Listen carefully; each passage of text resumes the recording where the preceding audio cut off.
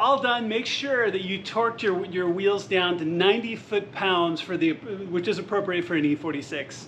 So as you can tell, this really isn't that hard. It's going to take you a little while, especially if you've never done it before, but it takes a few simple tools, and everything that you need is listed in the description below.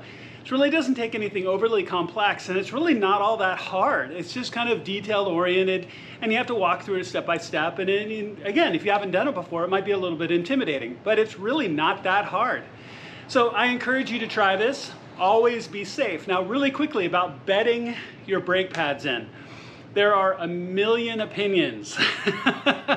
Everywhere you look, you will find every opinion on what and when and how to bed in your brake pads. So the first place I would recommend you look is go to your manufacturer of your brake pads, because there are a million different kinds, whether you want OEM, you want R1 Concepts, you want Hawk pads, just you name it. And they all have different recommendations. So I'm not actually going to give you a specific recommendation on how to break in your brake pads, because it depends on which ones you have. So make sure to go check that out.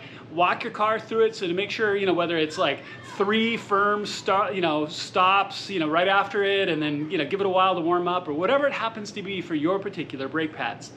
Okay, so hopefully this inspired you that you can do this work yourself. Thank you so much for watching. I really appreciate it. Please make sure to click subscribe and the little alarm bell, and everything you need is in the video description like it is on all of my videos. I have a ton of awesome projects coming, new car reviews, more DIYs, you name it.